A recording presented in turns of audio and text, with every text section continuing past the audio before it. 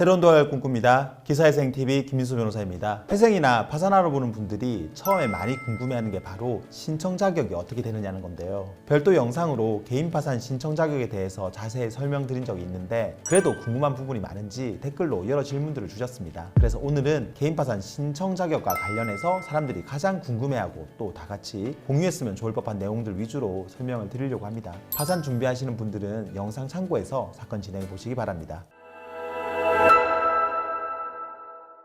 먼저 개인 파산 신청 자격 관련해서 가장 많이 올라온 댓글 소개해드리면 사행성도 파산 가능한가요? 라는 질문인데요. 사행성이 뭐냐면 쉽게 말해서 스포츠 토토, 인터넷 도박같이 우연성에 기대서 베팅을 하는 걸 말합니다. 좀 더 구체적으로 질문한 댓글을 보면 빌린 돈으로 한 암호화폐 투자로 모든 돈을 잃는다면 파산 신청이 불가능한가요? 라든가 제가 부채가 8천 정도이고 주식으로 손실 본 돈이 5천 정도 되어요. 어디선가 들었는데 주식 투자한 사람은 파산이 안 된다고 하던데 그 말이 맞는 건지요? 라는 질문이 있습니다. 이거 관련해서 채무자 회생법에서는 채무자가 과다 낭비, 도박, 그 밖에 사행 행위를 하여 현저히 재산을 감소시키거나 과다한 채무를 부담한 사실이 있는 때에는 면책 불허가를 한다라고 되어 있습니다. 이 파산에서는 주식이나 비트코인 같은 가상화폐 투자도 도박까지는 아니더라도 사행성의 일종으로 보는데요. 그럼 그런 분들이 다 면책이 안 되느냐? 꼭 그렇지는 않습니다. 실제로 파산하는 분들 중에 주식이나 코인을 조금이라도 해본 분들은 제법 많아요. 실무에서는 주식이나 코인을 했더라도 얼마나 오랫동안 했는지, 그리고 손실금은 얼마인지, 그리고 또 선물 옵션 같은 위험성이 큰 걸 했는지 이런 것들을 종합적으로 보고 면책 여부를 결정합니다. 그리고 또 문제가 된다고 해서 바로 면책 불허가를 하는 건 아니고 일부 금액을 법원에 납부하고 채권자한테 나눠주고 나면은 재량 면책을 받을 수도 있습니다.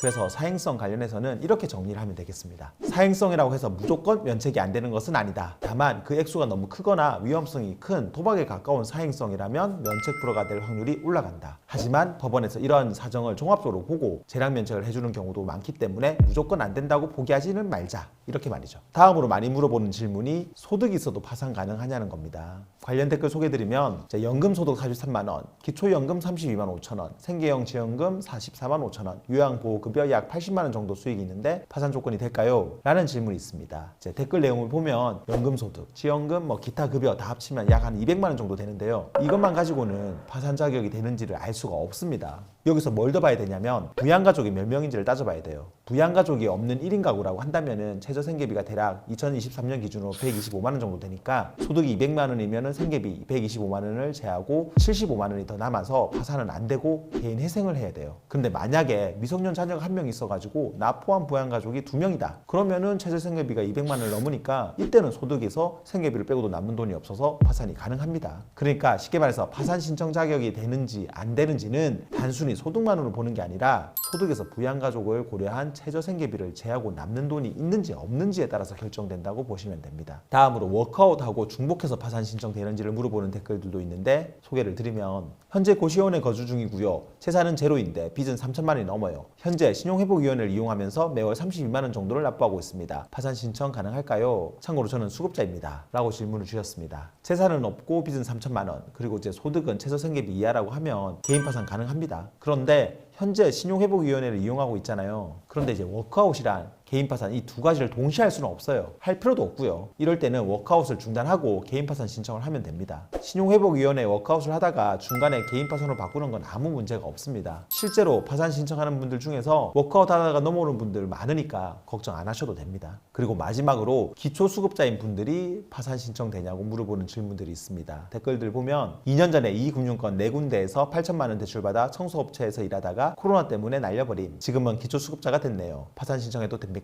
라고 질문을 주셨어요. 빚 갚다가 실직해서 소득이 거의 없고 기초수급자가 됐다. 그러면 최저생계비보다도 소득이 더 적은 거거든요. 이게 바로 전형적인 파산 케이스입니다. 파산이란 게 별게 없어요. 특별히 다른 재산 없고 버는 돈으로는 생활비 쓰기도 어려워서 빚 감당 못하겠다 싶으면 하는 겁니다. 이렇게 정리하면 복잡하게 생각할 것도 없이 내가 파산 가능한지 아닌지를 확인할 수가 있을 겁니다.